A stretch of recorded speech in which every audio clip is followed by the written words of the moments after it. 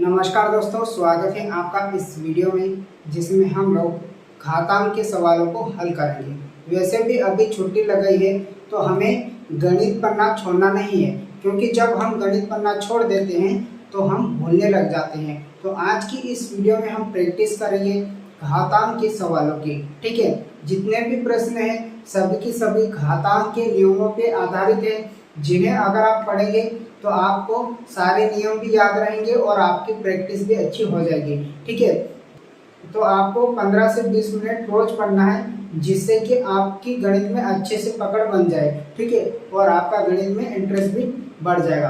तो आज की इस वीडियो में हम घातांक के प्रश्नों को हल करेंगे। तो चलिए दोस्तों शुरू करते हैं। पहला प्रश्न और दूसरा प्रश्न आपको लग रहा होगा कि सेम है, लेकिन इन दोनों प्रश्नों में बहुत अंतर है दोस्तों।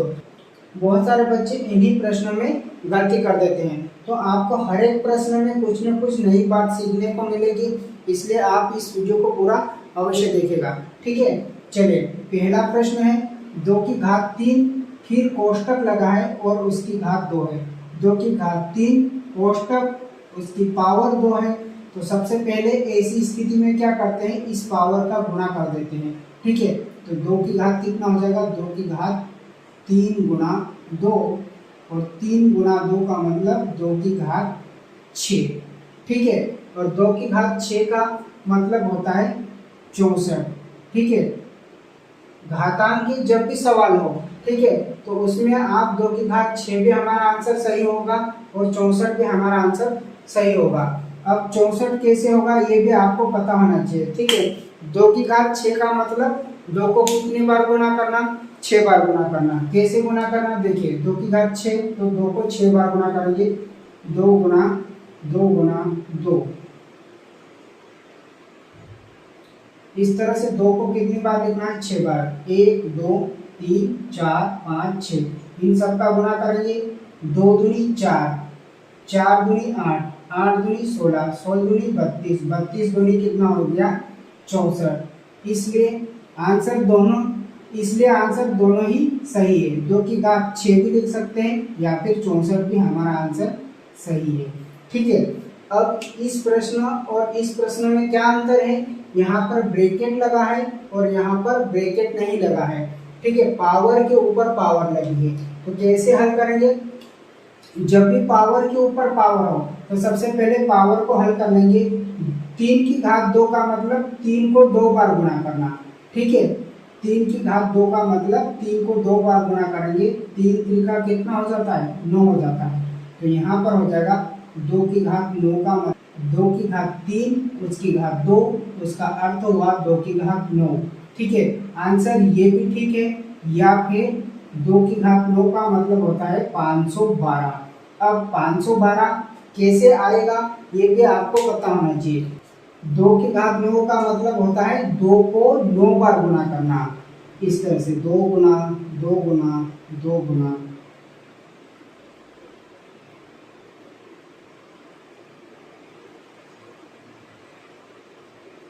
एक 2 3 4 5 6 7 8 9, 2 को हमने 9 बार गुणा कर दिया।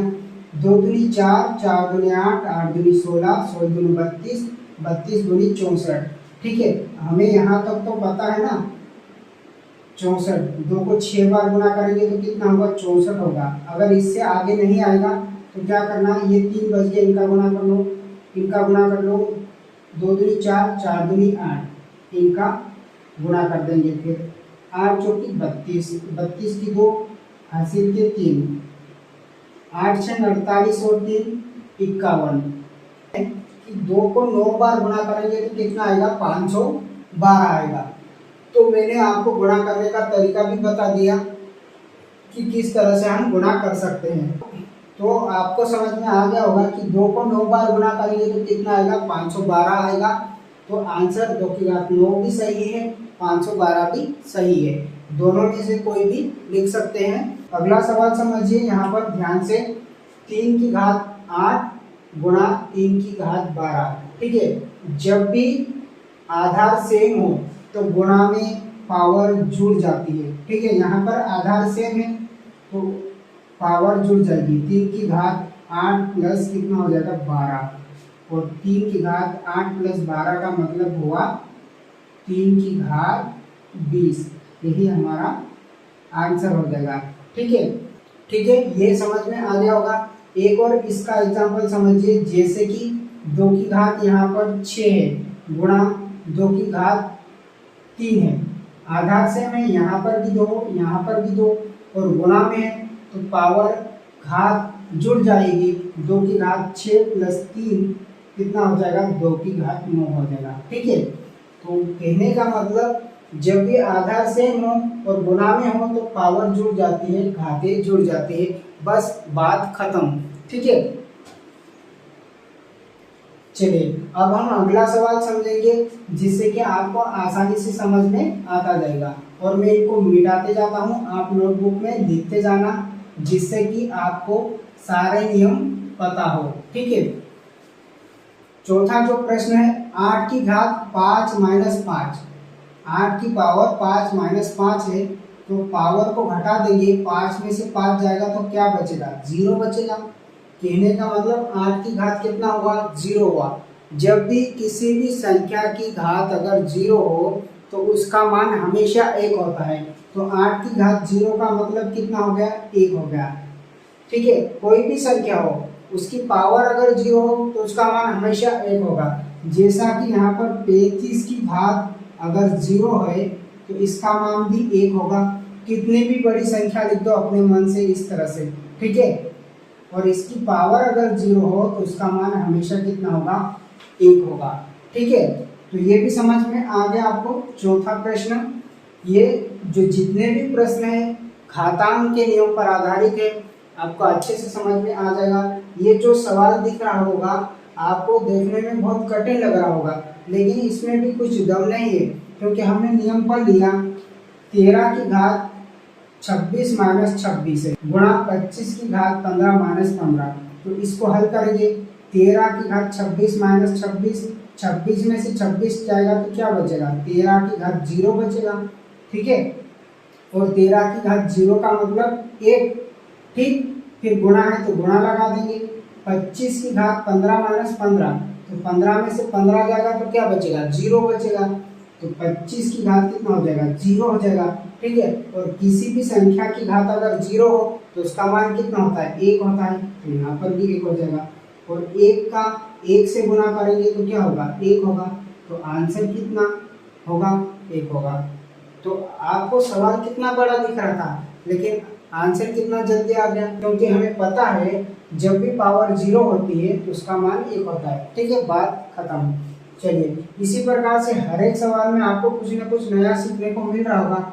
जैसा कि छठा सवाल है 7/9 की घात 2 है, इसमें हमें भाग देना है 14/3 से, इसकी पावर क्या है 2 है।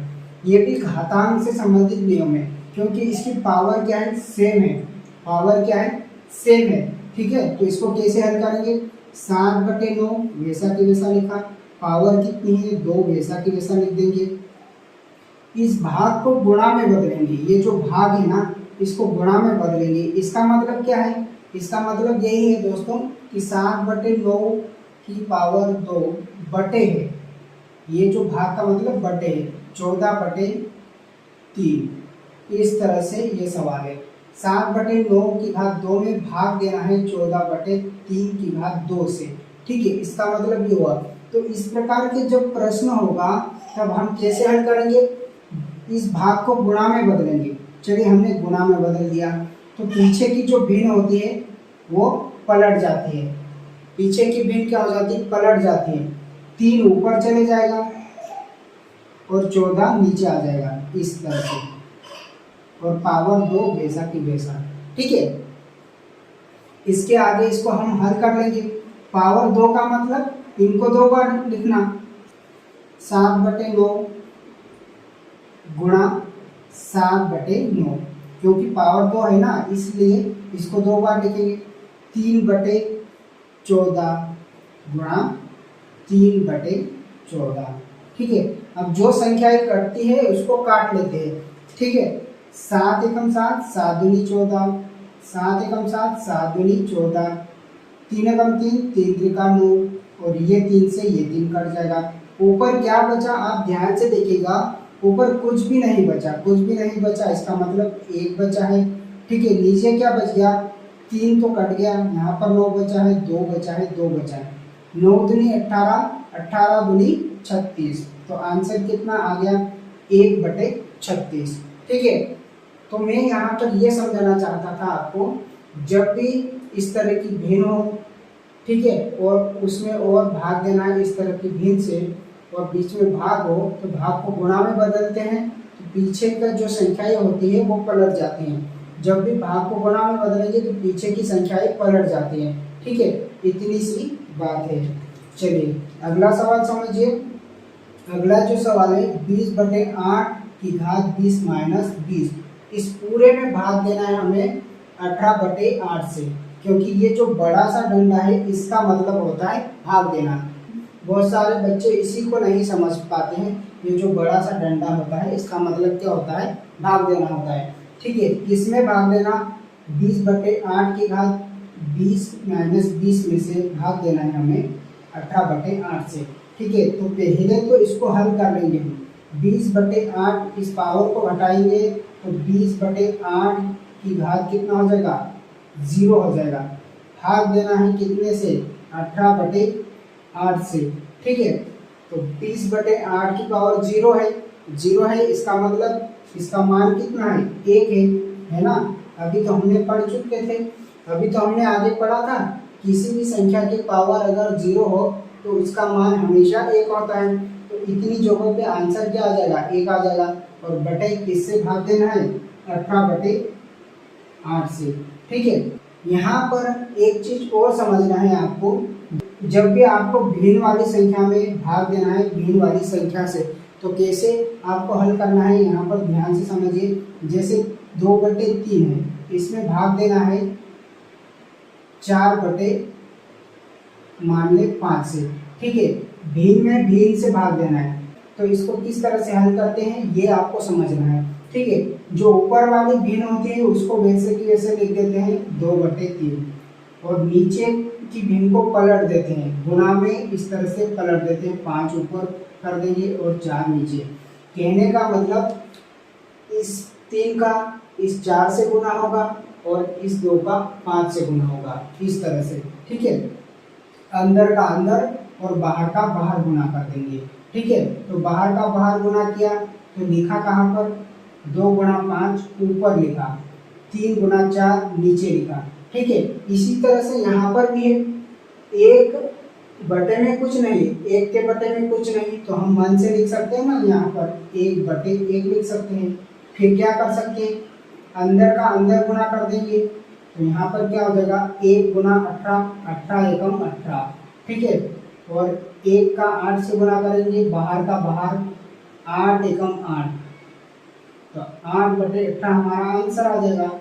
समझ गए। मात्र 2 सवाल और बचे हैं, इसके बाद वीडियो को समाप्त करेंगे। ठीक है, 10 की घात -1 है, जब भी पावर माइनस में हो तो उसको प्लस में कैसे बदलेंगे, यहाँ पर ये समझना है आपको। ठीक है, 10 की पावर -1 है, इस माइनस को प्लस में कैसे बदलेंगे, तो देखिए माइनस को प्लस में बदलने के लिए पहले तो 1 लिखेंगे ऊपर। ठीक है, और ये जो घात माइनस में थी इसको प्लस में कर देंगे, 10 की घात -1 था तो 10 की घात +1 हो गया। ठीक है, तो 1/10 की घात 1 का मतलब 10, तो 1/10 हमारा आंसर आ गया। इसी तरह से नीचे का सवाल भी है। ठीक है, 20 की घात -1 है, तो सबसे पहले क्या करेंगे, ऊपर 1 लिखेंगे, फिर बटे 20 की घात 1 कर देंगे। ठीक है, फिर गुणा है तो गुणा लगा देंगे, 30 की घात -2, तो सबसे पहले 1 ऊपर लिखेंगे और 30 की घात यहाँ पर कर देंगे 2, पावर प्लस में कर देंगे। ठीक है, आगे हल कर लेंगे, 1 ऊपर है तो वैसा कि वैसा, 20 की घात 1 का मतलब 20। ठीक है, गुणा 1 ऊपर का 1 वैसे लिख देंगे, 30 की घात 2 का मतलब 30 को 2 बार गुणा करना। ठीक है, 30 को 2 बार गुणा करना, 3 × 3 = 9 और 00, तो यहाँ पर हो जाएगा 900, और 900 का 2 से गुणा करेंगे तो 9 दूनी 18। ठीक है, 9 दूनी 18 और कितनी जीरो है, 3 जीरो, तो 3 जीरो हम यहाँ लगा देंगे। 1/18,000 हमारा आंसर हो जाएगा। ठीक है, तो जितने भी सवाल थे वो सभी के सभी घातांक के नियम पर आधारित थे। ठीक है, आई होप आपको अच्छे से समझ में आया होगा।